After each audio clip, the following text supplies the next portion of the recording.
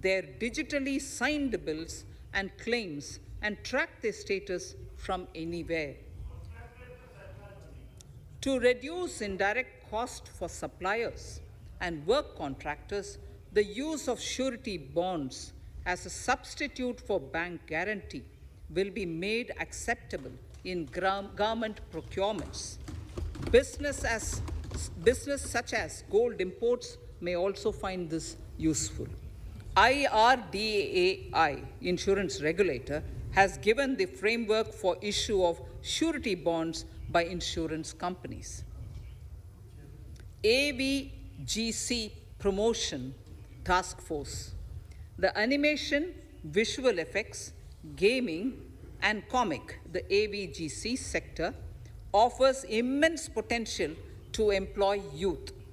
An AVGC Promotion Task Force with all stakeholders will be set up to recommend ways to realize this and build domestic capacity for serving our markets and the global demand.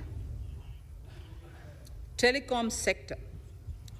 Telecommunications in general and 5G technology in particular can enable growth and offer job opportunities. Required spectrum auctions will be conducted in 2022 to facilitate rollout of 5G's mobile services within 2022-23 by private telecom providers. A scheme for design-led manufacturing will be launched to build a strong ecosystem for 5G as part of the production-linked incentive scheme. To enable affordable broadband and mobile service proliferation in rural and remote areas, 5% of annual collections under the Universal Service Obligation Fund will be allocated. This will promote R&D and commercialization of technologies and solutions. Our vision is that all villages and their residents should have the same access to e-services, communication facilities, and digital resources as urban areas and their residents. The contracts for laying optical fiber in all villages, including remote areas, will be awarded under the BharatNet project through PPP in 22 and 23. Completion is expected in 2025. Measures will be taken to enable better and more efficient use of the optical fiber. Export promotion.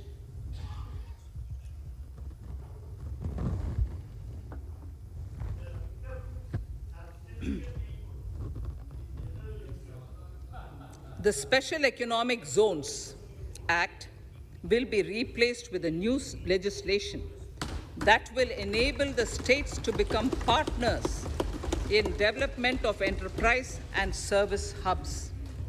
This will cover all large existing and new industrial enclaves to optimally utilize available infrastructure and enhance competitiveness of exports. Atmanirbharta in defense. Our government is committed to reducing imports and promoting Atmanirbharta in equipment for the armed forces. 68% of the capital procurement budget will be earmarked for domestic industry in 22-23, up from 58% in 21-22. Defense R&D will be opened up for industry, startups, and academia, with 25% of defense R&D budget earmarked. Private industry will be encouraged to take up design and development of military platforms and equipment in collaboration with DRDO and other organizations through SPV model. An independent nodal umbrella body will be set up for meeting wide-ranging testing and certification requirements. Artificial intelligence, geospatial systems and drones, semiconductor and its ecosystem, space economy, genomics and pharmaceuticals, green energy and clean mobility systems have immense potential to assist sustainable development at scale and modernize the country. They provide employment opportunities for our youth and make Indian industry more efficient and competitive. Supportive policies, light touch regulations, facilitative actions to build domestic capacities and promotion of research and development will guide the government's approach. For R&D in the sunrise opportunities, in addition to efforts of collaboration among academia, industry, and public institutions, government contribution will be provided.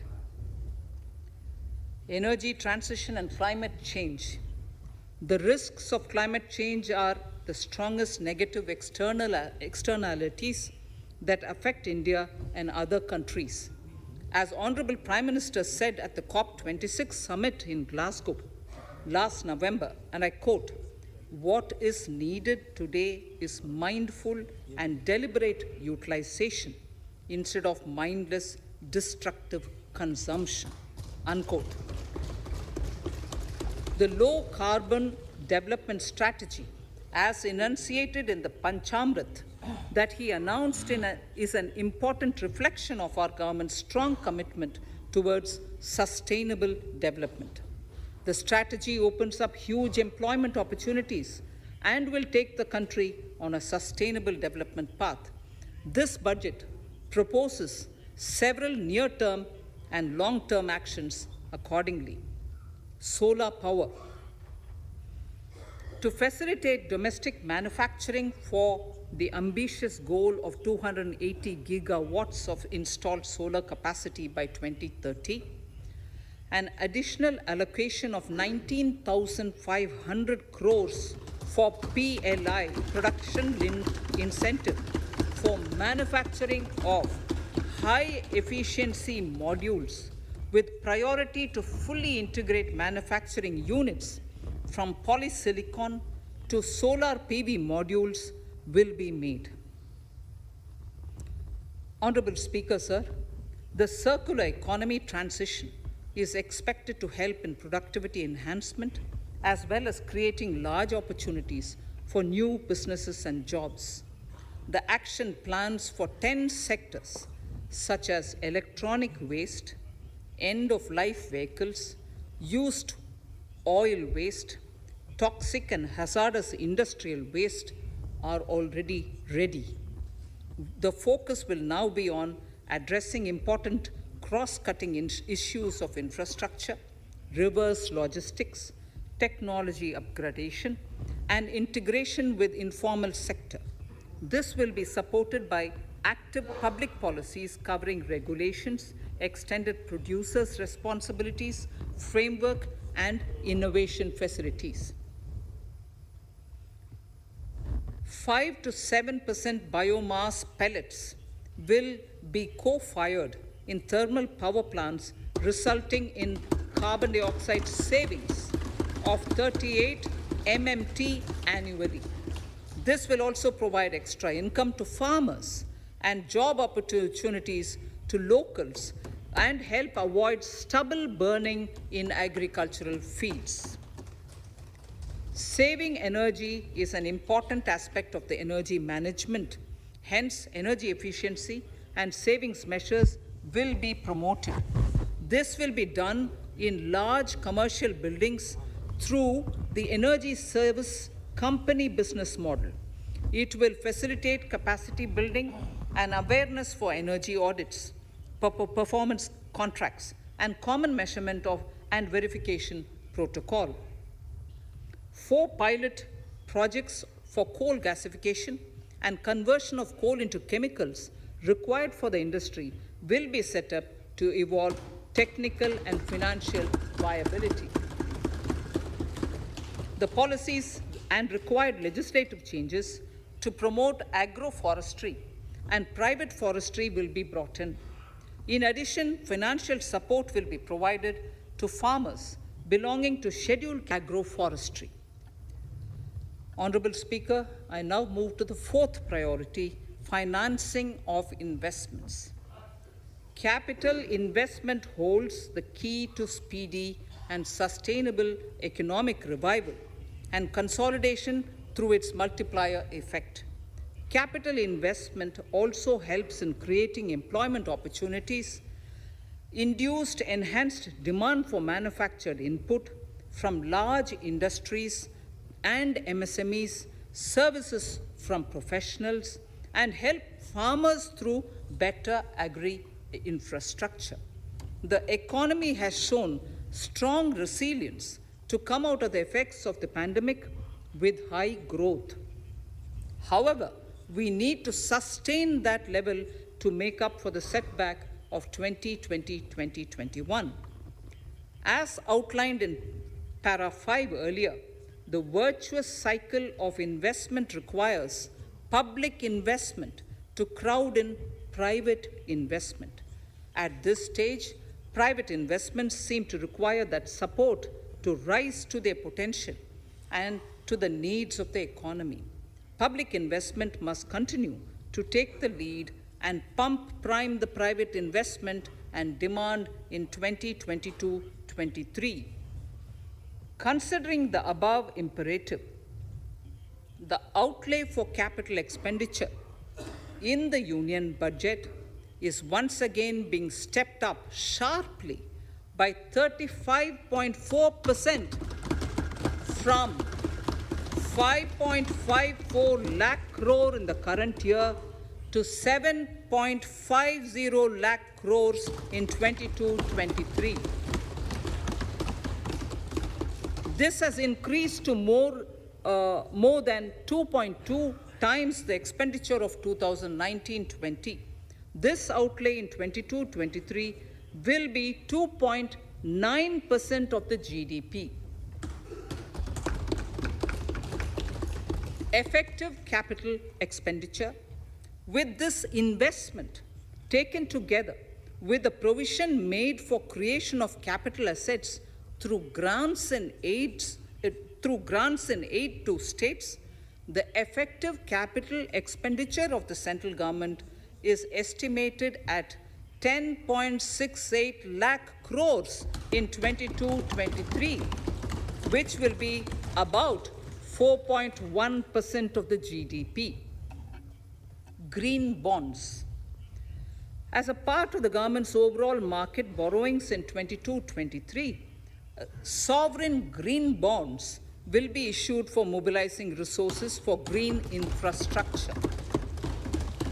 The proceeds will be deployed in public sector projects, which help in reducing the carbon intensity of the economy. Gift IFSC. World-class foreign universities and institutions will be allowed in the gift city to offer courses in the financial management, fintech, science, technology, engineering, and mathematics, free from domestic regulations, except those by the IFSCA, to facilitate availability of high-end human resources for financial services and technology. An international arbitration center will be set up in the gift city for timely settlement of disputes under international jurisprudence. Services for global capital for sustainable and climate finance in the country will be facilitated in the gift city. Infrastructure status. Data centers and energy storage systems, including dense charging infrastructure and grid-scale battery systems, will be included in the harmonized list of infrastructure. This will facilitate credit availability for digital infrastructure and clean energy storage. Venture capital and private equity invested more than 5.5 lakh crores last year facilitating one of the largest startup growth system. Scaling up this investment requires a holistic examination of regulatory and other frictions. An expert committee will be set up to examine and suggest appropriate measures. Government-backed funds, NIIF and SIDBI, Fund of Funds, have provided scale capital, creating a multiplier effect. For encouraging important sunrise sectors such as climate action, deep tech, digital economy, pharma, and agri-tech, the government will promote these thematic funds for blended finance, with the government share being limited to 20% and the funds being managed by private fund managers. For financing the infrastructure needs, the stepping up of public investment will need to be complemented by private capital at a significant scale. Measures will be taken to enhance financial viability of projects, including PPP, with technical and knowledge assistance from multilateral agencies. Enhancing financial viability shall also be obtained by adopting global best practices, innovative ways of financing, and balanced risk allocation. Digital rupee.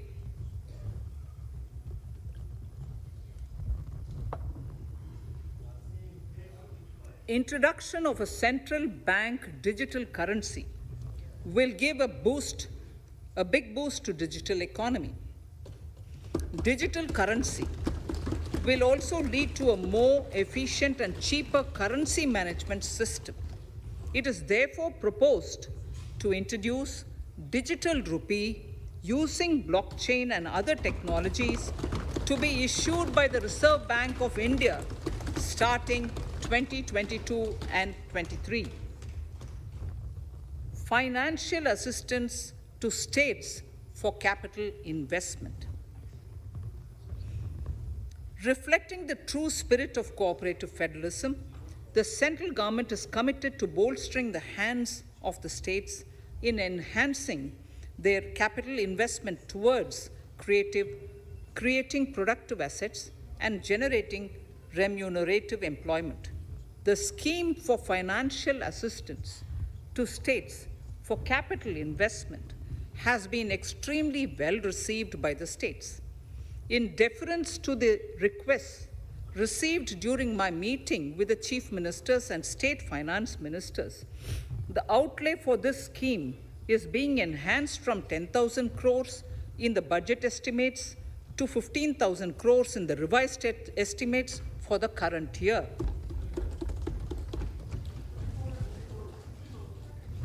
For 22-23,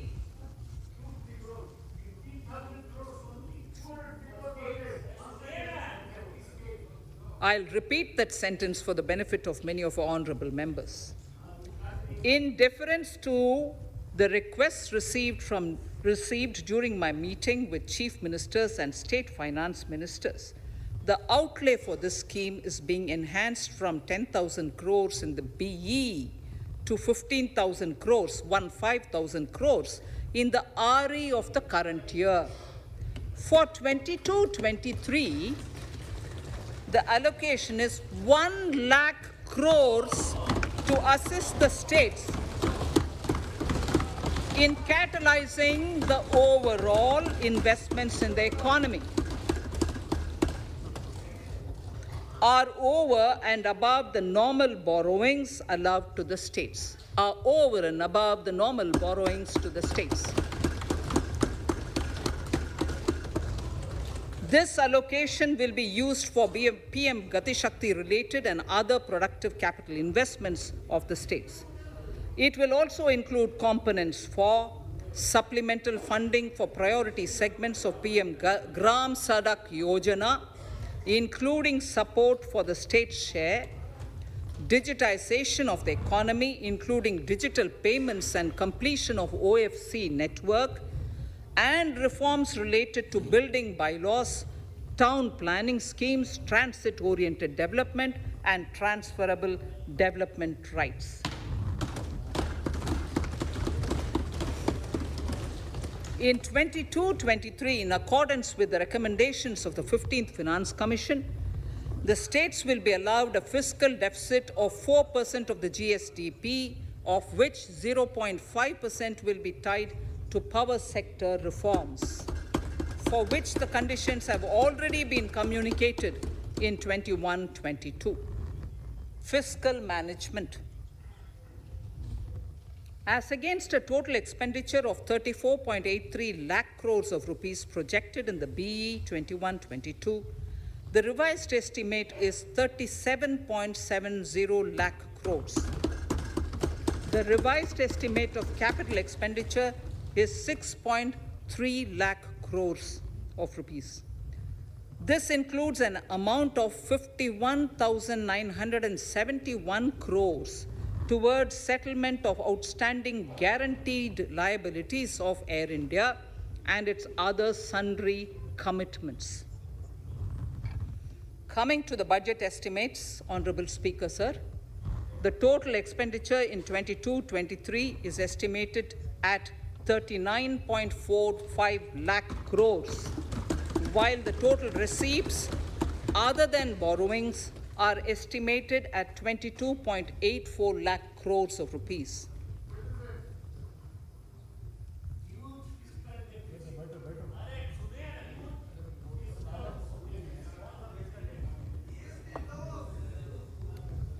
The revised fiscal deficit, Honorable Speaker, in the current year is estimated at 6.9% of the GDP, as against 6.8% projected in the budget estimates.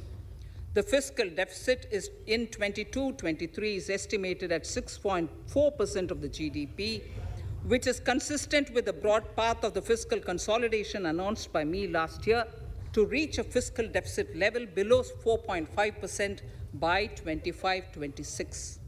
While setting the fiscal deficit level in 22-23, I'm conscious of the need to nurture growth through public investment to become stronger and sustainable. I will now move to part B of my speech.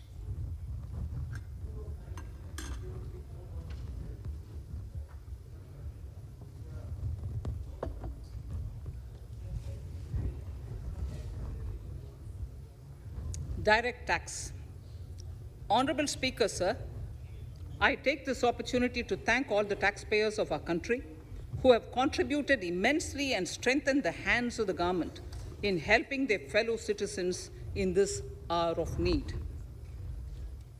So I have brought in a little verse from the Mahabharata. I won't spend more time reading because I would like the speech to get enough time.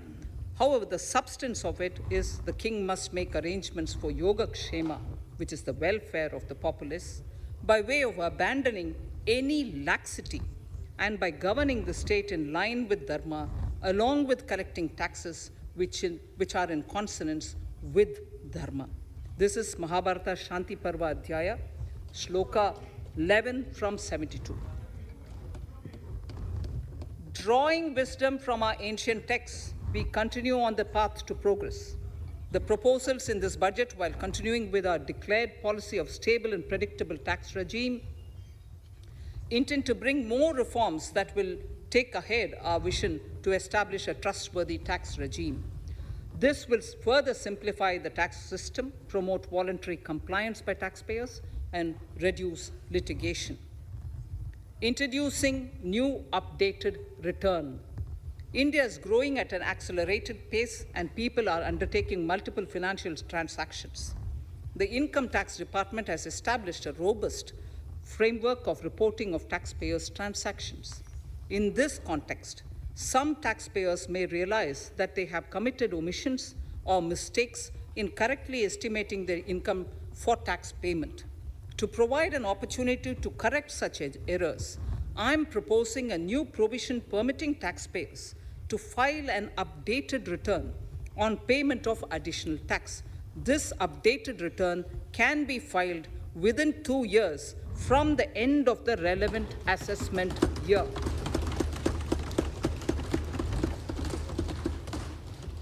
Honorable Speaker, sir, presently, if the department finds out that some